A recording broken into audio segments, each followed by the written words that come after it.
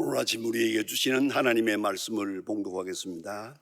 신약성경 요한복음 4장 1절로 15절에 있는 말씀을 봉독하겠습니다. 신약성경 147면입니다. 147면 요한복음 4장 1절부터 봉독합니다. 이 계시의 말씀을 봉독할 때 다 같이 하나님의 음성을 들으실 수 있기를 바랍니다. 예수께서 제자를 삼고 세를 베푸는 것이 요한보다 많다 하는 말을 바리새인들이 들은 줄을 주께서 아시니라. 예수께서 친히 세를 베푸신 것이 아니요 제자들이 베푼 것이라. 유대를 떠나 다시 갈릴리로 가실새 사마리아를 통과해야 하겠는지라. 사마리아에 있는 수가라 하는 동리에 이르니 야곱이 그 아들 요셉에게 준 땅이 가깝고 거기 또 야곱의 우물이 있더라. 예수께서 길 가시다가 피곤하여 우물 곁에 그대로 앉으시니 때가 6시쯤 되었더라. 사마리아 여자 한 사람이 물을 길러 왔음에 예수께서 물을 좀 달라 하시니 이런 제자들이 떡을 먹을 것을 사러 그 동리에 들어갔음이로라. 사마리아 여자가 이르되 당신은 유대인으로서 어찌하여 사마리아인 여자의 나에게 물을 달라 하시나이까 하니 이는 유대인이 사마리아인과 상종하지 아니함이로라. 예수께서 대답하여 이르시되 네가 만일 하나님의 선물과 또 내게 물을 달라 하는 이가 누구인 줄 알았다면 네가 그에게 구하였을 것이요 그가 생수를 내게 주었으리라. 여자가 이르되 주여 물을 기를 그릇도 없고 이 우물은 깊은데 어디서 당신이 그 생수를 얻겠사옵나이까. 우리 조상 야곱이 이 우물을 우리에게 주셨고 또 거기서 자기와 자기 아들들과 짐승에게 다 마셨는데 당신이 야곱보다 더 크니까. 예수께서 대답하여 이르시되 이 물을 마시는 자마다 다시 목마르느니와 내가 주는 물을 마시는 자는 영원히 목마르지 아니하리니 내가 주는 물은 그 속에서 영생토록 솟아나는 샘물이 되리라. 여자가 이르되 주여 그런 물을 내게 주사 목마르지도 않고 또 여기 물을 길러 오지도 않게 하옵소서. 아멘. 사람의 운명은 만남에서 결정이 납니다. 어떤 사람을 만나느냐, 그 만남의 관계가 어떠냐에 따라서 운명이 결정된다고 생각합니다. 여러분 생각해 보세요. 세상에 태어날 때 맨 먼저 만난 사람이 부모님입니다. 역시 부모님을 잘 만나야 됩니다. 그건 내가 선택한 건 아닙니다. 주어진 선택입니다. 부모님을 만납니다. 그 다음에는 선생님들을 만납니다. 배우자를 만납니다. 친구들을 만납니다. 이 만남 자체가 하나의 은총입니다. 근데 이 모든 만남의 가장 중요한 점은 내가 선택하는 게 아니라는 겁니다.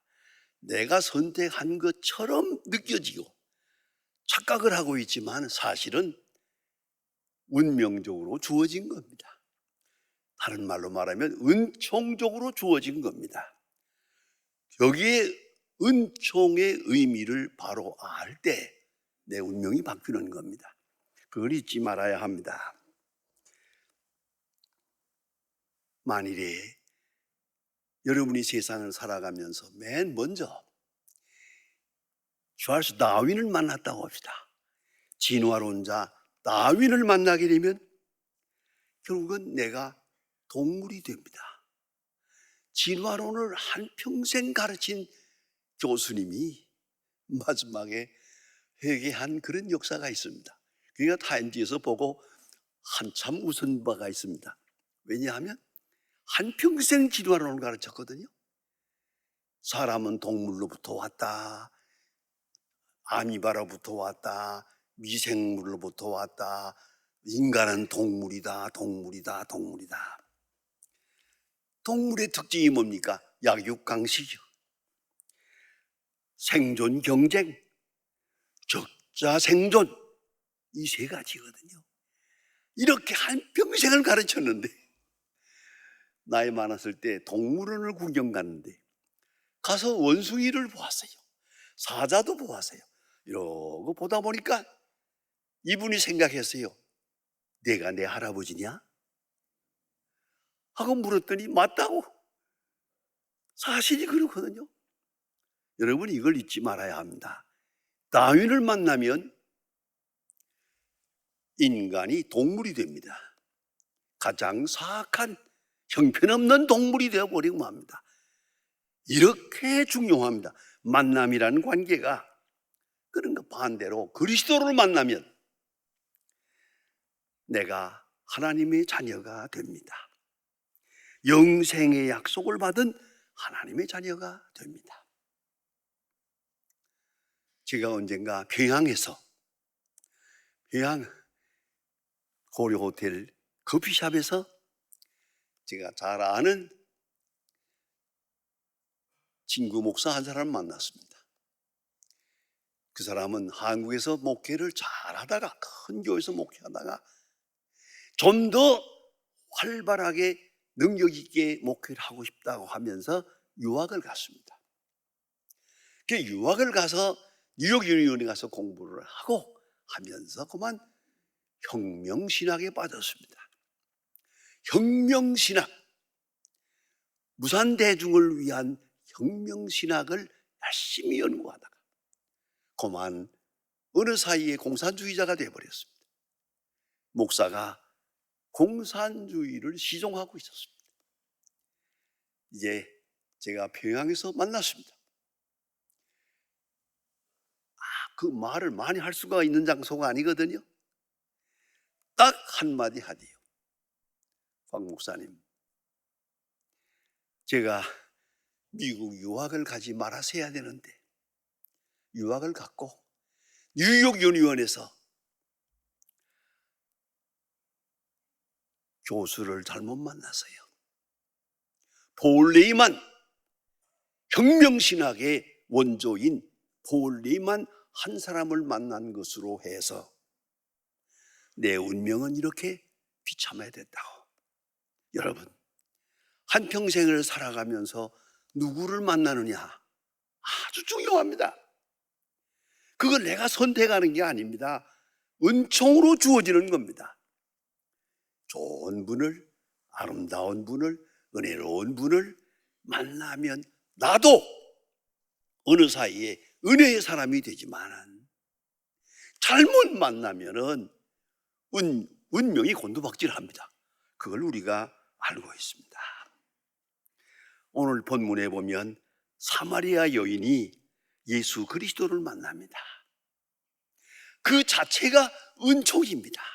아무리 읽어봐도 이 관계는 너무 아름다운 것입니다. 특별히 신학적으로 연구해 보면 요한복음 3장에 예수님께서 니고데모를 만납니다. 최고의 종교 지도자 니고데모를 만납니다. 4장에 가서 사마리아 여자를 만납니다. 영 극과 극입니다. 니고데모하고 사마리아 여자 두 사람 다 예수님께서 개인적으로 만나 주십니다. 우물가에서 물을 길러 왔죠.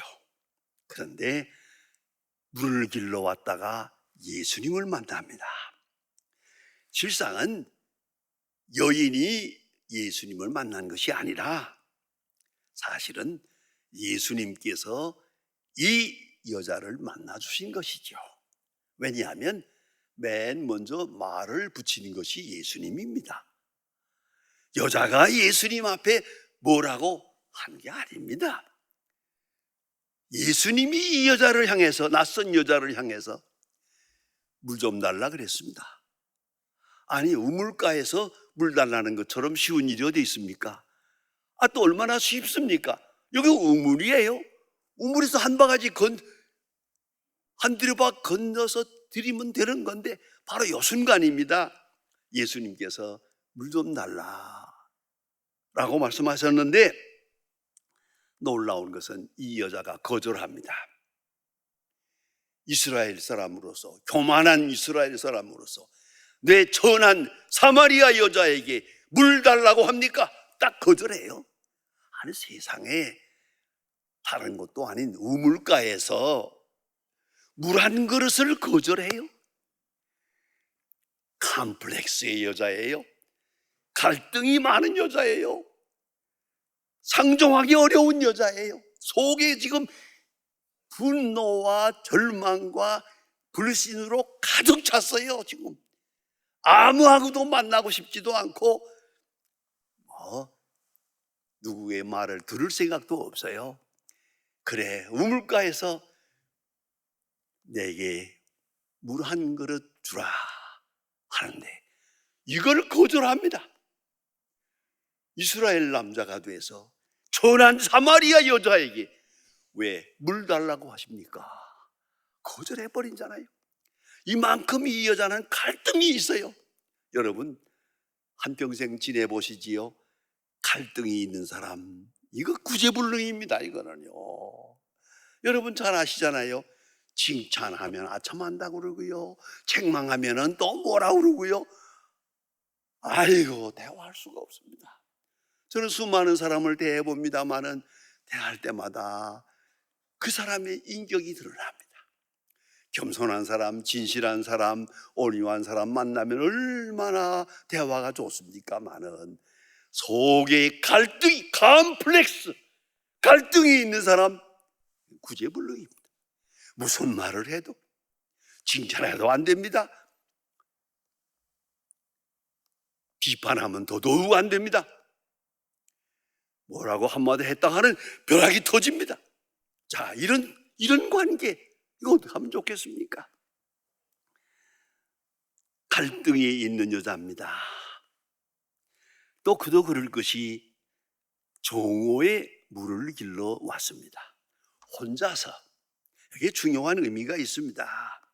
이 사람은 사회성을 상실한 여자입니다. 원래 이스라엘 사람들이 이렇게 물이 귀해서 여기 중요한 우물이 있어요. 그러면 물을 길러 갈 때 온 동네 여자들이 다 물동이를 이고 함께 모여서 서늘한 아침에 가고 서늘한 저녁에 가게 되어 있지, 햇빛이 내려 쪼이는 이 사막에 정오에 혼자서 물을 길러 갔다. 이 자체가 컴플렉스예요. 갈등의 여자예요. 만나고 싶지 않아요. 여자들 같이 만나서 가면서 뭐라고 하는 말 듣고 싶지 않아요. 그러나 물은 마셔야 되잖아요. 물을 안 마실 수는 없으니까 정오에 혼자서 이 뜨거운 햇빛에 이 사막에 물을 길러 왔더란 말이에요. 이 정도 되면 미안합니다만 나도 알만한데 예수님이 몰랐겠습니까? 이 여자가 문제가 있구나, 컴플렉스가 있는 여자구나, 외톨이 여자구나, 소외당한 여자구나, 불쌍한 여자구나 다 알고 계세요 벌써. 그에게 물 좀 달라고 하시는데 이 자체가 괴로웠어요. 짜증스러운 말이에요. 당신 고고한 이스라엘 사람으로서 이 천한 사마리아 사람에게 왜 물 달라고 하십니까? 물 한 그릇 줄 수 있는 것을 거절하고 있잖아요. 이 사람 본래 운명이 기구한 여자예요. 그 다음에 나옵니다마는 남편 5이 있어서요, 5번 결혼한 사람이에요. 남편 5이 있던 여자인데 지금 있는 남편은 남편이 아니에요. 남의 집에 첩으로 사는 것 같아요. 소실로. 이런 여자예요. 속에 갈등이 있어요. 많은 사람에게 배척을 받았어요. 많은 사람에게 멸시를 받았어요.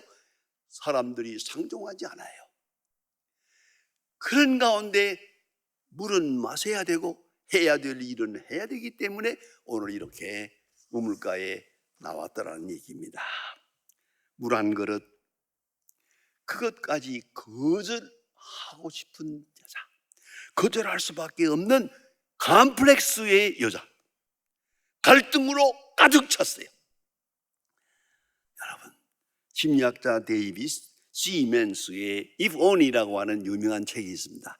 거기서 이런 말을 합니다. 삶의 자세는 세 가지가 있다. 하나는 과거 집착형이다. 언제든지 과거에 내가 어떻게 살았다, 그것 때문에 괴로운 거예요.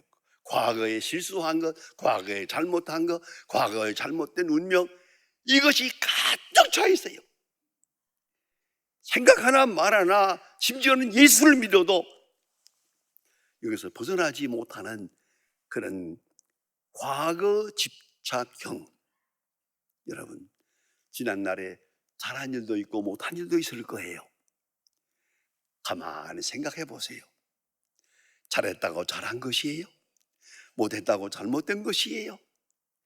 그것들이 다 있어서 오늘 내가 있는 거거든요.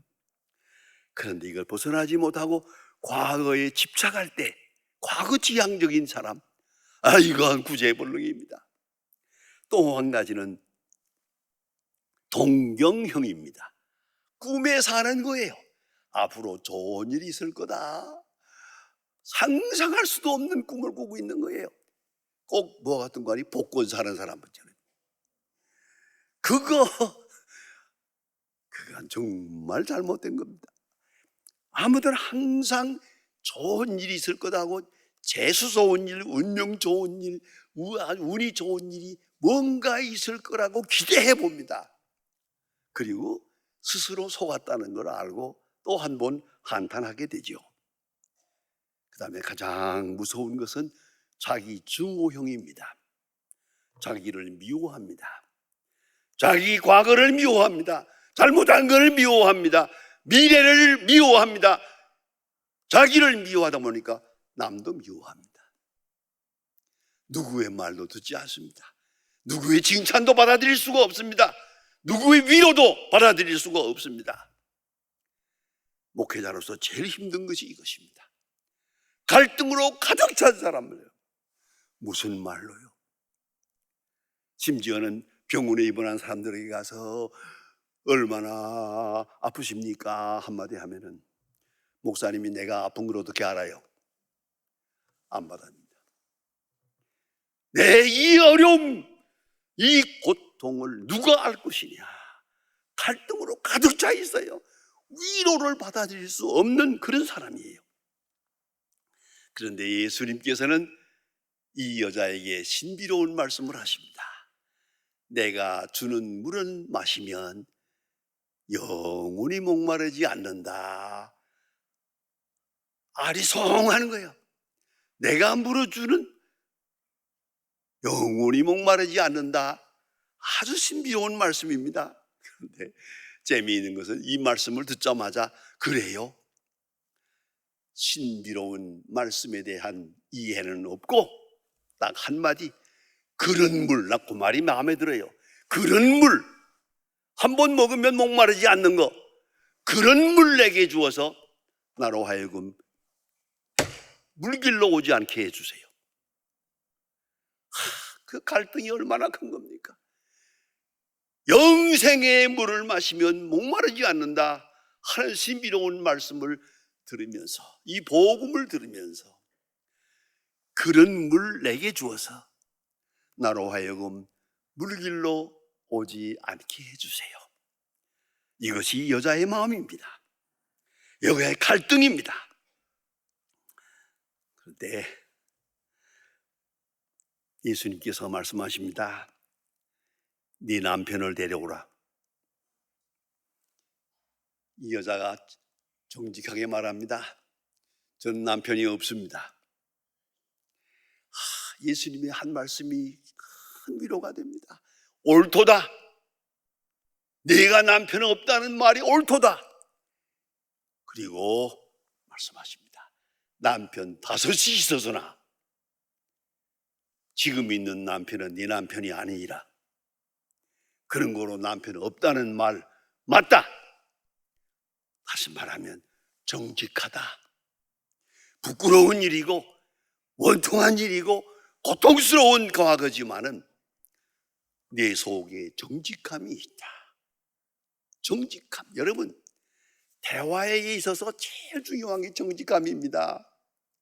정직한 사람하고 얘기하면은 무슨 말을 하든지 간단하게 말할 수 있고 쉽게 이해할 수 있고 한 마음이 될 수가 있지만은 여러분 어때요? 거짓말하는 사람하고 만나면 과거에 거짓말하는 걸 알고 있어요. 오늘도 거짓말하고 있어요. 빤하게 쳐다보면서 거짓말하고 있어요.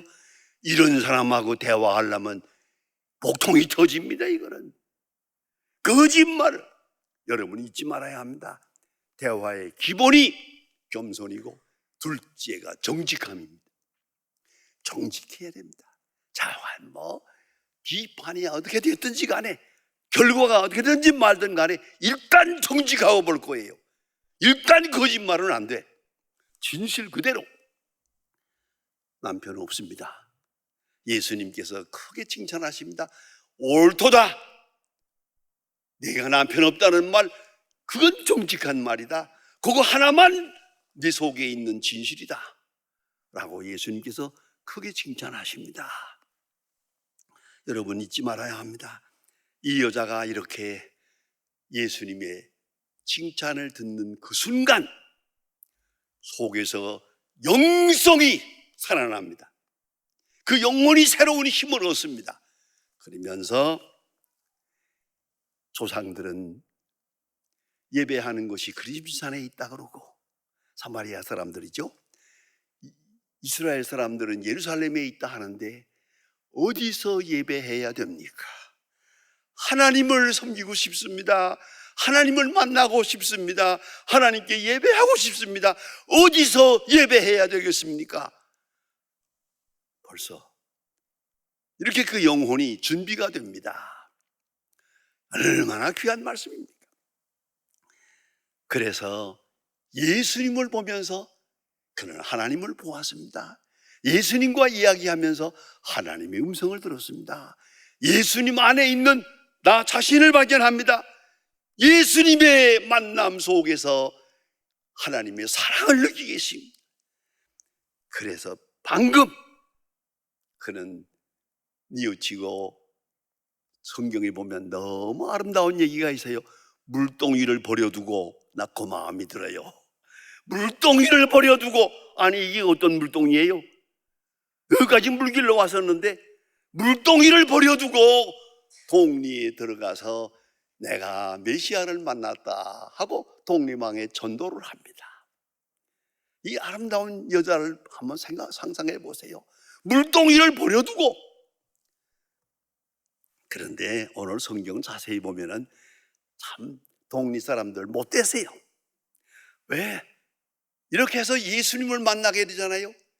그다음에 사람들이 하는 말이 네가 전도해서 믿는 게 아니고 우리가 만나고 예수님을 믿게 된 거라고 이렇게 말합니다.